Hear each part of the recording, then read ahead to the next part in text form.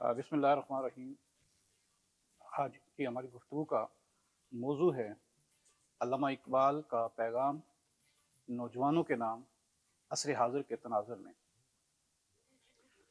عصر حاضر میں ہم روزانہ ایک شعر علامہ کا بڑا تواتر کے ساتھ وہ شعر ضرب المثل بن گیا ہے کہ نہیں ہے نا امید اقبال اپنی کشت ویراں سے، ذرا نم ہو تو یہ مٹی بہت زرخیز ہے ساقی۔ ہم دراصل اس شعر کو ایک حوصلے کے طور پر، ایک امید کے طور پر، اور اگر دیکھا جائے تو یہ وہی امید ہے کہ لقد خلقنا الانسان فی احسن تقویم، کہ میں نے انسان کو بہترین حالت میں پیدا کیا، اور وہ بہترین حالت یہ ہے کہ اس انسان کو جب اللہ نے تخلیق کیا تو اس کی سوچ، اس کی فکر، اس کا زاویہ نگاہ، ہر چیز دوسرے انسان سے مختلف ہے۔ یعنی اللہ کی یہ بہترین تخلیق ہے، اور اس تخلیق کے اندر اس نے کسی قسم کی کجی یا کمی نہیں چھوڑی۔ لیکن اس سے پہلے والے شعر کو ہم اگنور کر دیتے ہیں اکثر، کہ ہم اس شعر پہ توجہ نہیں کرتے کہ اس شعر کے اندر اقبال نے ہمیں باقاعدہ طور پر ڈانٹا ہے کہ نہ اٹھا پھر کوئی رومی عجم کے لال ہزاروں سے، وہی آب گلے ایراں وہی تبریز ہے ساقی، نہیں ہے نا امید اقبال اپنی کشت ویراں سے، ذرا نم ہو تو یہ مٹی بہت زرخیز ہے ساقی۔ کہ آج تقریباً 670 سال سے بھی زیادہ ہو گیا ہے کہ رومی جیسا کوئی شخص ہم ملت اسلامیہ کے اندر دوبارہ پیدا نہیں کر سکے۔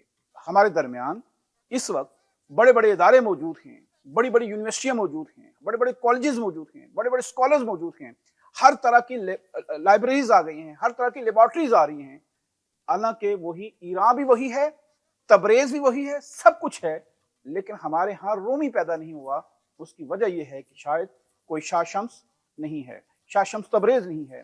اگر اس قوم کو، اگر اس ملت اسلامیہ کو آج بھی شمس تبریز مل جائے تو ہو سکتا ہے کئی رومی جو ہے وہ یہاں پر ہمیں میسر آ سکیں۔ تاریخ کے جھروکوں سے اگر دیکھا جائے تو ہمیں مقدونیہ کے اندر جب ارسطو موجود تھا تو فلپ دوئم اس وقت مقدونیہ کا بادشاہ تھا۔ تو فلپ دوئم نے ارسطو کی طرف ایک خط لکھا، اور وہ خط اتنا ہی اعلیٰ پائے کا خط ہے کہ جس کا کئی زبانوں کے اندر تراجم ہو چکے ہیں۔ اس خط کے اندر کہا تھا، ارسطو آپ کو فلپ دوئم کی طرف سے آداب، دیوتاؤں نے مجھے بیٹا دیا ہے، اور یہ ان کا شکر ہے۔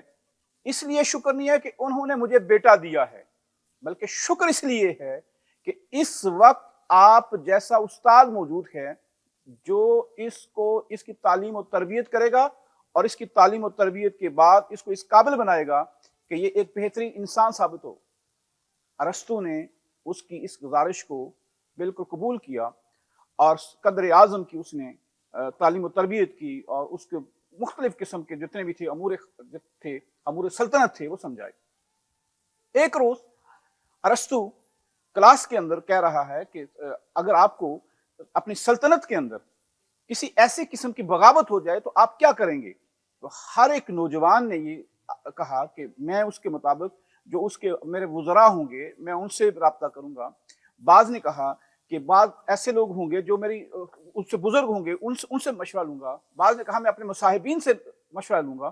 تو ارسطو جو اسکندر اعظم تھا، اس سے جب پوچھا گیا تو اس نے کہا کہ میں اس وقت کے حالات کے مطابق فیصلہ کروں گا کہ اس وقت سچویشن کیا ہے۔ آخر اس نے وہ ایک پروسیس چلتا رہا۔ ایک وقت ایسا آیا کہ اسکندر اعظم نے اپنی فتوحات کا سلسلہ وہ شروع کر دیا۔ بڑھتے بڑھتے وہ جب آگے جا رہا تھا، آگے جاتے جاتے ایک زمانہ ایسا آیا کہ جیسے جیسے وہ آگے جا رہا تھا پیچھے ایک نئی صوبیداری قائم ہو جاتی تھی، اور وہ اس کے لیے بڑا متفکر ہوا، بڑا اسے تشویش ہوئی کہ آخر اس کے لیے میں کیا کام کر سکوں کہ جس کی وجہ سے اس مسئلے سے مجھے نجات مل سکے۔ اس نے بڑے غور و فکر کے بعد اپنے ایک وزیر کو وہاں سے روانہ کیا اور کہا کہ جاؤ اور جا کر ارسطو کے استاد محترم سے یہ پوچھ کے آئے کہ آخر اس کا حل کیا ہے، اور جب تک وہ یہ حل بتائیں گے نہیں اس وقت تک آپ نے واپس نہیں آنا ہے۔ جب وہ شخص وہاں گیا تو اس نے اپنا سوال دہرایا تو ارسطو نے اسے کوئی خاطر خواہ جواب نہیں دیا، اور وہ خاموشی کے ساتھ اپنا کام کرتا رہا، پودوں میں پانی دیتا رہا، اور اس طرح کی وہ ایکٹیویٹیز جو وہ کرتا رہا۔ کچھ 6 دن گزرنے کے باوجود وہ उसने कोई जवाब नहीं दिया। तो जब वापस आने लगा तो उसने कहा कि मैं वापस जा रहा हूँ। जब वापस सिकंदर आजम के पास पहुंचा तो उसने कहा कि आपने क्या जवाब लाए हैं। उसके जो वजीर था उसने कहा उस्ताद मोहतरम ने तो मुझे कोई जवाब नहीं दिया खातिर खा, लिहाजा। उन्होंने कहा अच्छा वो कर क्या रहे थे? उन्होंने वो कर ये रहे थे कि वो बड़े बड़े पौधों को वो काट रहे थे और छोटे छोटे पौधों को वो पानी दे रहे थे। इस वक्त मिल्लत इस्लामिया के अंदर जरूरत इस अमर की है कि छोटी पौध को तैयार किया जाए फिक्र इकबाल के तनाजुर में। और इकबाल का जो कलाम है वो हर सतह पे, हर कॉलेज के अंदर, हर यूनिवर्सिटी के अंदर हंगामी सतहों पर उसको नाफिज किया जाए। क्योंकि हम बहुत से ऐसे दीगर मसाइल में उलझ गए हैं।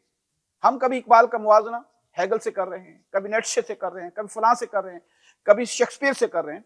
असल काम जो है वो फिक्र इकबाल है, जो उसका कलाम है। वो कलाम जो है उसके अंदर जो नौजवानों के जो पैगाम है उसको राइज करने की, उसकी तफहीम की जरूरत है।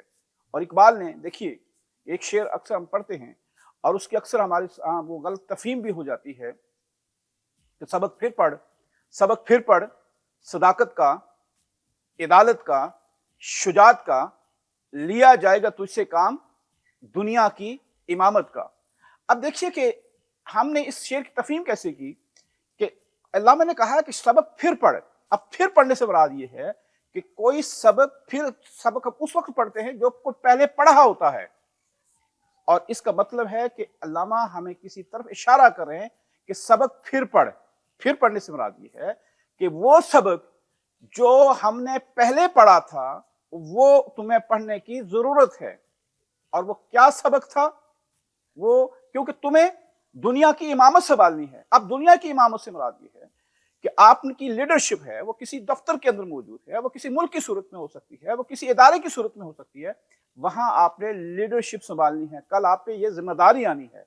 उस लीडरशिप के तौर पर ए नौजवान, तुमने एक सबक पढ़ना है कि 3 लोगों पर, तारीख के अंदर 3 लोगों पर 3 दफा बड़ी जिम्मेदारी आयद हुई और उन्होंने उस जिम्मेदारी से नबरदाजमा कैसे हुए, वो ओहदा बरा कैसे हुए।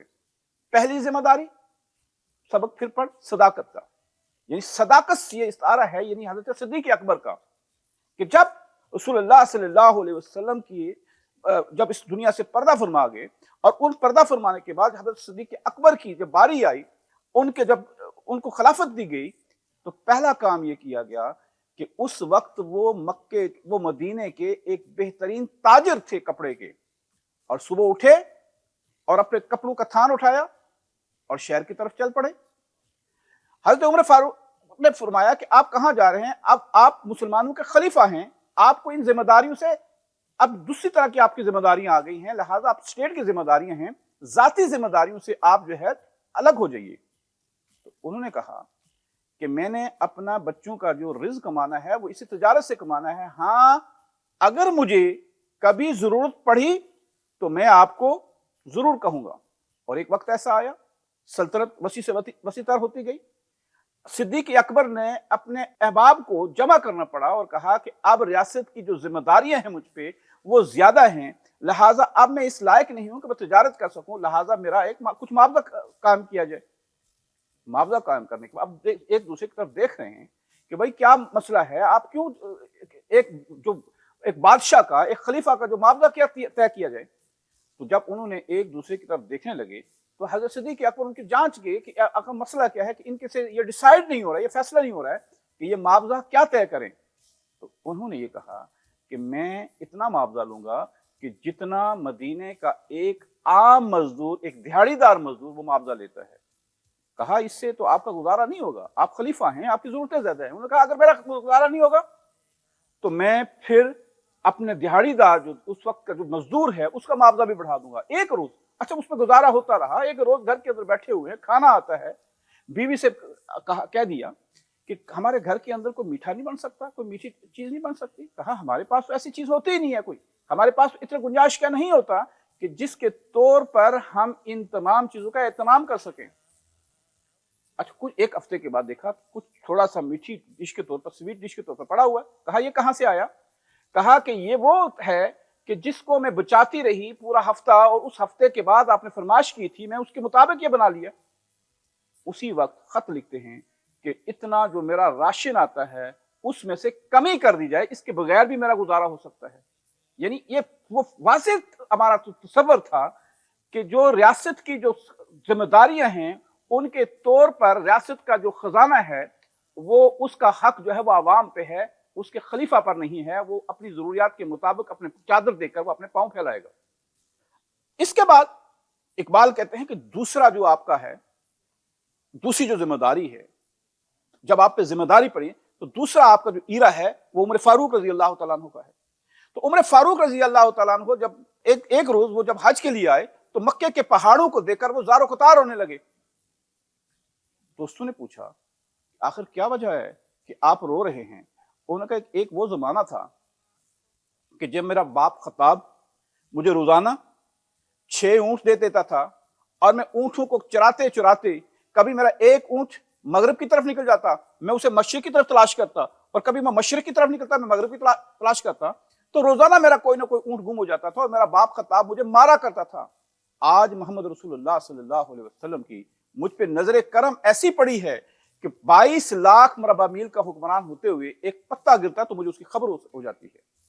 دیانتداری کا یہ عالم ہے کہ ایک دفعہ مدائن سے کچھ آتے ہیں، خوشبو کی چیزیں آتی ہیں، کچھ خوشبو کے لیٹر کے حساب سے آتے ہیں، تو گھر کے اندر ہیں، پریشانی کے عالم ہے، رات کا وقت ہے اور بار بار وہ پریشانی کے عالم میں گھر کے فرش پہ چکر لگ رہا ہے۔ تو بیوی نے دیکھا کہ بڑے اضطراب کی حالت میں، فرمایا کہ کیا مسئلہ ہے آپ کو اس وقت اضطراب کیوں ہے؟ کہا ایک معاملہ درپیش آن پڑا ہے۔ کہا کیا معاملہ درپیش ہے؟ فرمایا کہ کچھ خوشبو آئی ہیں، عطر آیا ہے مدائن سے، اور اب کوئی میری سٹیٹ کے اندر، میری ریاست کے اندر ایسا شخص موجود نہیں ہے کہ جس کو میں یہ ذمہ داری تفویض کر سکوں کہ وہ اس کو دیانتداری کے ساتھ تقسیم کر سکے۔ وہ ہنسی کہنے لگی کہ اس کا معاملہ کیا ہے؟ یہ معاملہ تو بڑا آسان سا، میں تقسیم کر دوں گی۔ کہا آپ کی دیانتداری پہ مجھے کوئی جو ہے وہ اس طرح کا عدم اعتماد نہیں ہے یا شک نہیں ہے، لیکن معاملہ یہ ہے کہ اگر عطر تقسیم کرتے ہوئے وہی عطر آپ کے جسم پہ لگ گیا تو اس کا حساب بھی عمر کو قیامت کے دن دینا پڑے گا۔ اور وہی ایک روز انہی کا بچہ بھاگتا ہوا آیا، روتا ہوا آیا کہ بابا میرے جسم پر جو کرتا ہے اس پہ 9 پیوند لگے ہوئے ہیں، لوگ کہتے ہیں کہ آپ امیر المومنین، کہ آپ خلیفہ کے بیٹے ہیں، آپ بادشاہ کے بیٹے ہیں، آپ کے جسم پہ 9 پیوند لگا ہوا کپڑا موجود ہے، تو آپ کیوں نہیں آپ یا کرتا سلوا لیتے؟ تو انہوں نے فوری طور پر بیت المال کو خط لکھا کہ آپ خدارا مجھے اس دفعہ ایڈوانس تنخواہ دے دیجئے، جو مجھے معاوضہ ملتا ہے وہ پیشگی ادا کر دیجئے، میں اگلے مہینے جو آپ کو ادا کر دوں گا، اگلے مہینے اس کو نہیں لوں گا۔ تو بیت المال سے یہ خط آیا۔ ادارے دیکھیے کس طرح وہ اس مطابق ہیں، کس طرح وہ ایکٹیویٹ ہیں اور کس طرح وہ آزاد ہیں۔ بیت المال سے جو جواب خط آیا کہ عمر فاروق آپ ہمیں یہ پہلے یہ گارنٹی دے دیجئے کہ آپ اگلے مہینے زندہ رہیں گے، ہم آپ کو اگلے مہینے کا خرچ دے دیتے ہیں۔ تو انہوں نے کہا میں معذرت چاہتا ہوں کہ مجھ سے غلطی ہوئی ہے، اور وہ اپنے بیٹے کو کہا کہ ہم نے اسی کے اندر گزارا کرنا ہے۔ پھر ایک ذمہ داری جو بڑی آئی ہے، سبق پھر پڑھ، صداقت کا، عدالت کا، شجاعت کا۔ اب شجاعت کا معاملہ دیکھیے کہ جب ایک بڑا وقت آیا، حضرت علی المرتضیٰ رضی اللہ تعالیٰ عنہ کا غزوہ خیبر کا وقت ہے، اور قلعہ کاموس کے اندر مرہم ہے، اور 2 روز مسلسل اس پہ اٹیک ہو رہے ہیں اور وہ فتح نہیں ہو رہا ہے۔ اچانک جو ہے رسول اللہ صلی اللہ علیہ وسلم نے کہا کہ صبح میں اس شخص کو علم دوں گا کہ جس نے اس قلعے کو فتح کرنا ہے۔ اب سارے لوگ حیران ہیں کہ کون لوگ ہے وہ شخص؟ کہا اس شخص کو اللہ اور اس کے رسول سے پیار ہے، اور اللہ اور رسول کو اس سے پیار ہے۔ وہ اللہ کو چاہتا ہے اور اللہ اور رسول اس کو بھی چاہتے ہیں۔ تو جب سارے دیکھنے لگے صبح کے وقت، رسول اللہ صلی اللہ علیہ وسلم فرمایا کہ علی کہاں ہیں؟ انہوں نے کہا کہ علی اس وقت شدید اشوب چشم کے اندر مبتلا ہیں، ان کو اس وقت شدید آنکھوں کا انفیکشن ہے، آنکھوں کی بیماری کے اندر مبتلا ہیں۔ فرمایا کہ انہیں میرے پاس لائیے۔ رسول اللہ صلی اللہ علیہ وسلم نے اپنا لاب دن ان کی آنکھوں کے اندر لگایا اور وہ اسی وقت ٹھیک ہو گیا۔ حضرت علی فرماتے ہیں کہ مجھے ساری زندگی کبھی بھی مجھے وہ آنکھوں کا وہ کبھی اشوب چشم کے اندر دوبارہ میں مبتلا نہیں ہوا۔ اب علم پکڑا، اور سب سے پہلے انہیں رسول اللہ صلی اللہ علیہ وسلم کہا کہ سب سے پہلے آپ نے دعوت دینی ہے کہ اگر یہ لوگ دائرہ اسلام میں آ جاتے ہیں، یہ اطاعت قبول کر لیتے ہیں، تو ان پہ کوئی کسی قسم کا حملہ نہیں کرنا ہے۔ حضرت علی نے فرمایا، پورا تعارف کروایا، لیکن مرحب جو اس کا تھا، مرحب نے پورا تعارف کروایا کہ دیکھو میں مرحب ہوں، مجھے سارا خیبر جانتا ہے، میں اتنا سورما ہوں، میں نے اتنے بڑے قتل کیے ہوئے ہیں، اور میں نے اتنے لوگ، ہر گھر کے اندر ہر فرد مجھے جانتا ہے۔ لیکن حضرت علی رضی اللہ تعالیٰ عنہ نے بڑا مختصر سا تعارف کروایا، دیکھو میں علی ہوں، اور میری ماں نے میرا نام حیدر رکھا ہے، حیدر کرار۔ اب کرار لفظ بڑا ہی پیارا لفظ ہے۔ اب دیکھیے کہ کرار جو ہے، ہم اکثر کہتے ہیں جب کوئی شعر سنتے ہیں یا کوئی بات سنتے ہیں تو ہم کہتے ہیں مکرر مکرر، یعنی ریپیٹ اٹ۔ حیدر کرار سے مراد وہ شعر ہے کہ جو ایک دفعہ حملہ کرتا ہے لیکن وہ بھاگتا نہیں ہے، بلکہ وہ دوبارہ آ کر حملہ آور ہوتا ہے، اور جب تک وہ اپنے حملہ آور اپنے دشمن کا نام مٹا نہ دے اسے چین نہیں آتا۔ تو مرحب جب آگے بڑھا، اور لیکن رات کو یہ ہوا تھا کہ اس نے صبح اپنے بہت سے احباب سے ذکر کیا تھا کہ رات کو اس نے خواب دیکھا، خواب میں اسے دیکھ دیا گیا تھا کہ وہ ایک شیر آتا ہے جس کے جسم پہ بڑے بڑے بال ہیں، اور وہ بالوں سے کیا کرتا ہے کہ وہ حملہ کرتا ہے اور مجھے چیر پھاڑ کر پھینک دیتا ہے۔ اب وہ ایک ڈیمورال، اس کا جو مورال تھا وہ انتہائی گرا ہوا تھا۔ تو حضرت علی جب اسے وار کرنے کی کوشش کی تو حضرت علی المرتضیٰ نے ایک ہی وار کے اندر اس کے سر پر ایسی ضرب لگائی کہ اس کی تلوار کاٹتی ہوئی وہ دانتوں کو چیرتی ہوئی نیچے تک آ گئی، اور وہ دو ٹکڑے ہو گیا۔